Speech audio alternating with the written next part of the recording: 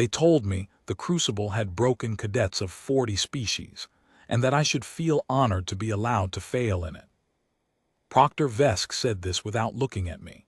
The Drail did that, address the air a little above your head when they wanted you to understand you were beneath the cost of direct attention. His crest was laid flat along his skull, slate-gray ridged plate that ran from his brow to the base of his neck, and the flatness meant he was bored. I had learned that much in 3 weeks. A raised crest meant interest or threat. A flat one meant you were furniture. You will observe the standard withdrawal protocol, he said. When you reach the limit of your capacity, you raise an open hand. The trial halts. You will not be penalized for withdrawing. Your species is not combat indexed. No one expects a score. Understood, I said. The chamber was bright. That surprised people about war academies. They expected gloom, and instead got cold institutional daylight pouring down from panel banks in the ceiling, white light with a faint blue edge to it, the kind of light that left no shadow to hide a flinch. The floor was a 40-meter ring of gray composite, scuffed in concentric arcs where decades of boots had pivoted and fallen. There was a gallery above the ring, glass-fronted, and behind the glass the rest of my cohort sat in tiered rows watching the human take her turn. I was the only human in the cohort. There had been talk of a second, some exchange arrangement, a pilot's son, but he'd washed out of the medical screening before the term started, and so it was me, Mara Sarita, 26 standard, 162 centimeters, unremarkable in every measurement the Drail bothered to take. They had measured a great many things: bone density, reaction latency, lung volume. They had filed the numbers and concluded, reasonably, from numbers alone, that I was slow and soft, and that Earth, which their survey teams had logged as a tier-null world, unscored, a designation that meant their indexing scale had no row for it, and they had moved on, was a clerical footnote between 2 real surveys. You can learn a lot about what a thing fears by watching what it refuses to rank. The Crucible's reputation was real. I want to be fair to it.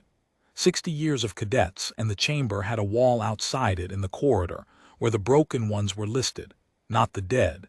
The Drail didn't kill cadets in the trial, but the ones who'd raised the open hand, who'd reached the limit of their capacity and been carried out and reassigned to logistics or recovered for a second attempt that most never made.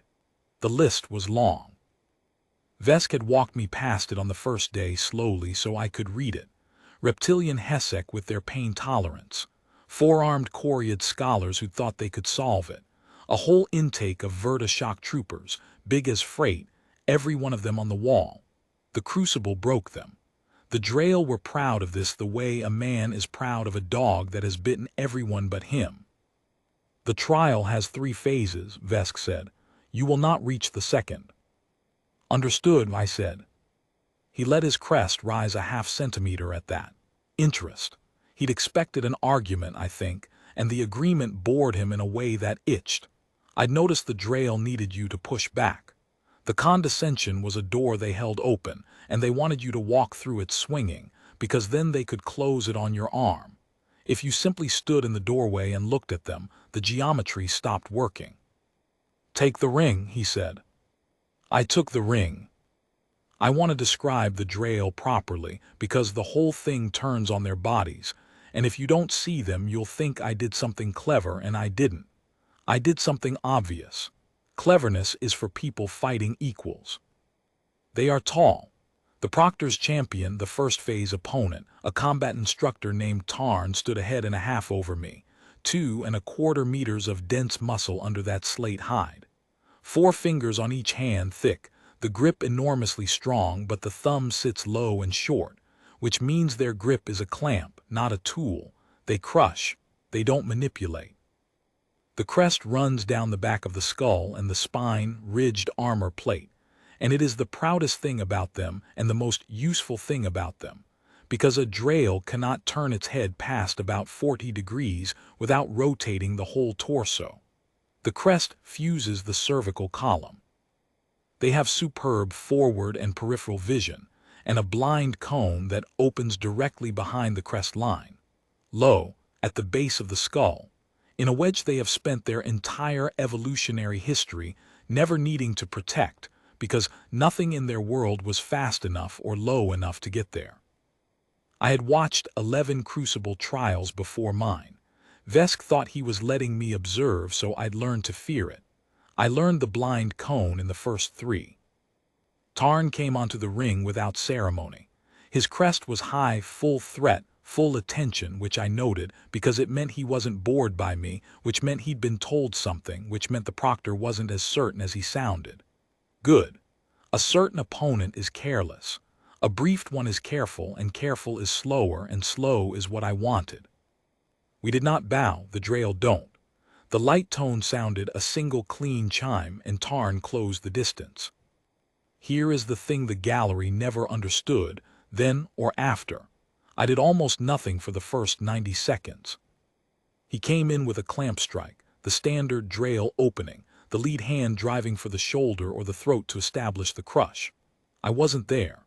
I moved 1.5 paces off the line, not back, never back. Back is where they expect you. Back is into the next strike, but off, laterally into the dead water beside his lead arm.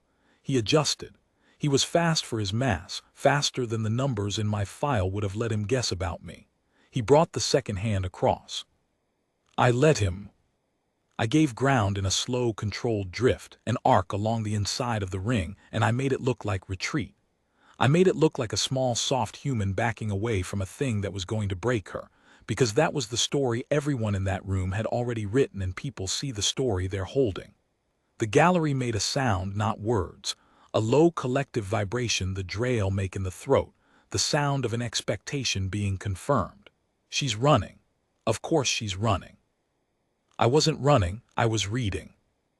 Every strike he threw told me something.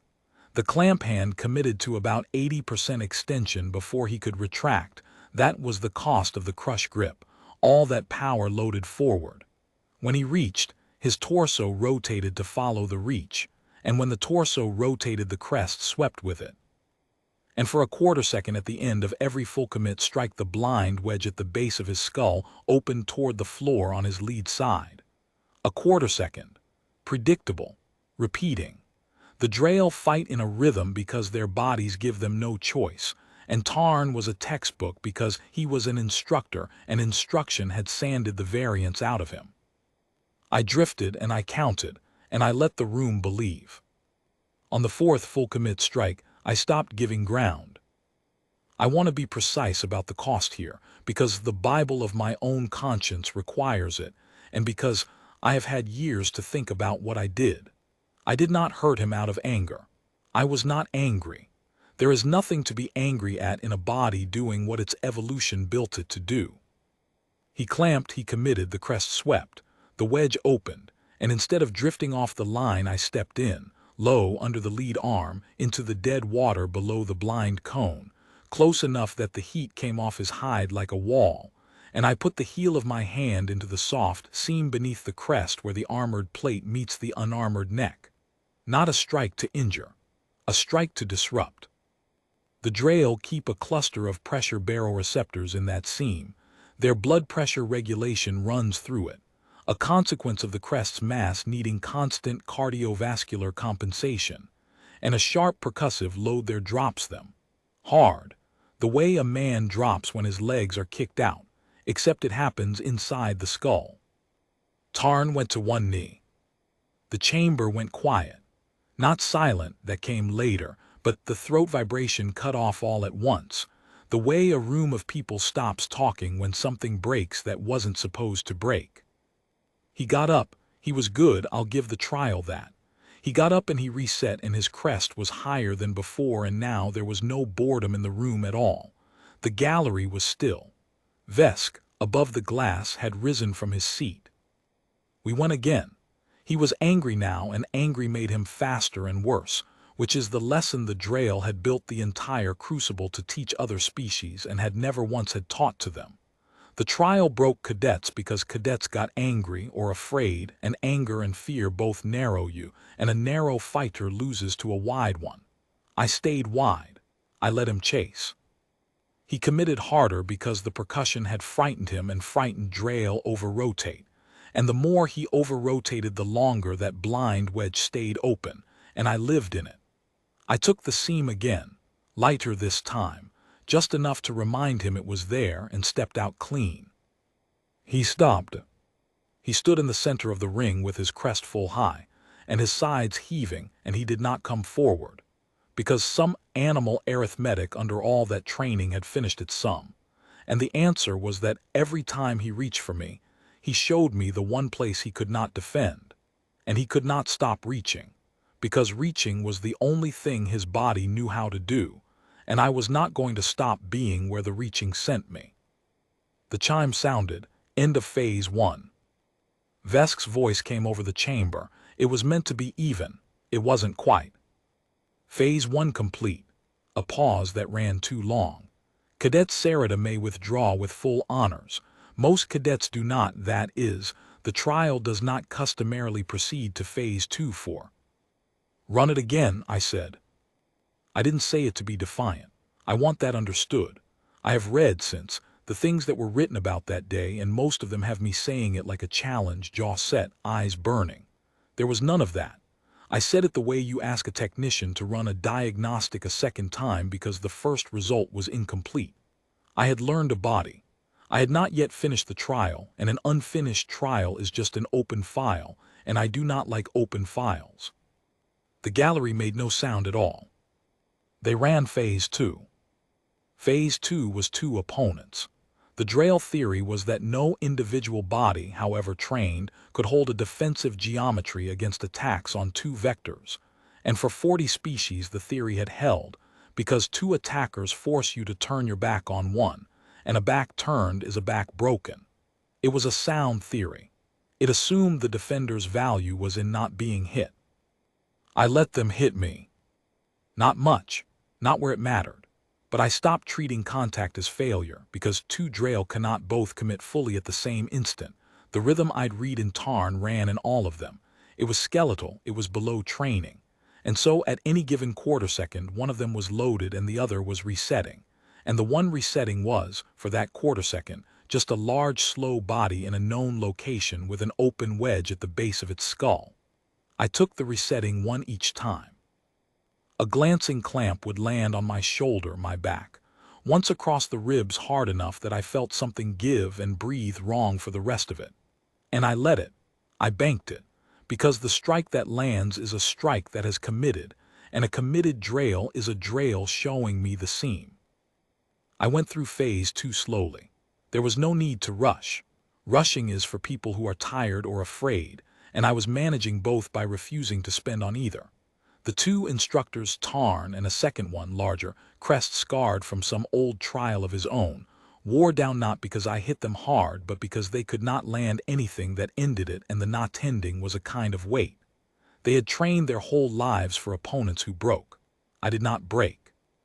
There is no technique for an opponent who simply keeps standing in the one place you can't hit, and quietly takes apart the regulation that keeps your blood where it belongs. The scarred one went down first and stayed down, his crest gone slack, conscious but emptied, the percussion having stacked too many times. Tarn lasted longer. At the end he was not fighting me so much as refusing to be the one who raised the open hand, and I understood that, I respected it, and so I made the decision for him. I took the seam a final time, harder than I'd taken it all day, controlled, precise. A load calculated to drop him fully under rather than leave him kneeling, because leaving a man kneeling and conscious in front of his cohort is a cruelty, and I had no use for cruelty. He folded. I caught his weight on the way down 2¼ meters of him, and set him on the composite floor instead of letting him fall, because a fall on that floor breaks a crest, and a broken crest is a permanent thing, and I had not come to make anything permanent. I was finishing a file. You close a file, you don't burn the building. I straightened up. My ribs sang. There was Drail blood musk in the air, ozone sweet, and the white light showed everything and hid nothing, and the chamber was, now, fully silent, the deep silence of a room where 40 species worth of certainty had been standing a minute ago and was simply not there anymore. Vesk did not announce phase 3. I looked up at the glass. I couldn't read his crest from that distance, but I could read the stillness of him, and the stillness of all of them behind the glass, the whole cohort that had watched the human take her turn, and I waited a moment to see if the trial would proceed, because I had asked it to, and an asked-for thing should be honored. It did not proceed. "That's it," I said. I wasn't asking. I'd looked at the two instructors on the floor and the unsounded chime and the proctor frozen above the glass, and I'd done the arithmetic the way Tarn's body had done it on the ring, and the answer was that the crucible was over, had been over, I think, somewhere in the first 90 seconds, in the dead water beside a lead arm, before anyone in that bright room understood the trial had even properly begun. The 2 minutes since had been the room catching up to a result that was already filed. "That's it," I said again, quieter to myself this time, and I raised an open hand, not the withdrawal signal. There was nothing to withdraw from, just a hand raised to say I'm done. The floor is yours. Come collect your instructors, and I walked out of the ring. No one stopped me. In the corridor I passed the wall with the long list of broken cohorts, 40 species deep, 60 years of it, and a Drail technician was already there with a stylus, not adding a name, just standing in front of it the way you stand in front of a thing you have understood differently than you did an hour ago. He turned his crest a few degrees toward me as I passed, not the full furniture flat dismissal, not the threat high, something in between I didn't have a name for yet. I'd learn it later. It was the angle they hold a crest towards something they have decided to start measuring properly. I went to the medical bay and had the rib seen too and said almost nothing because there was almost nothing to say. They asked me, the medics in their careful translated phrasing, what technique we humans were trained in, what discipline, what school. I told them the truth, which they did not believe and which I have stopped trying to make anyone believe. There is no school.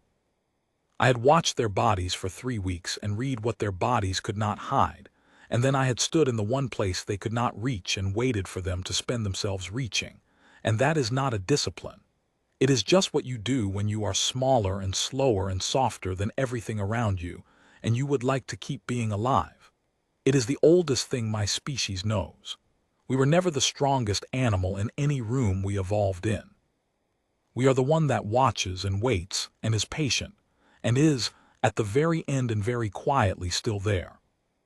Vesk came to see me 3 days later when the rib had knit. His crest, when he entered, was at the angle the technician had held in the corridor, and now I had a name for it.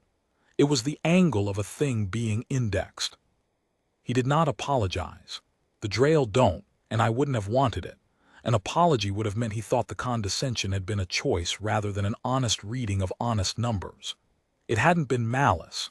It had been data. The data had simply been incomplete, in the one-way data about my species is always incomplete, which is that it measures what we can lift and how fast we twitch, and never the thing that actually matters, which does not sit in any of the rows. "Your world is unscored," he said. "I know," I said. That was an administrative decision. He chose the next words with visible care. The survey teams could not establish a stable position for it on the index. The variance was too wide.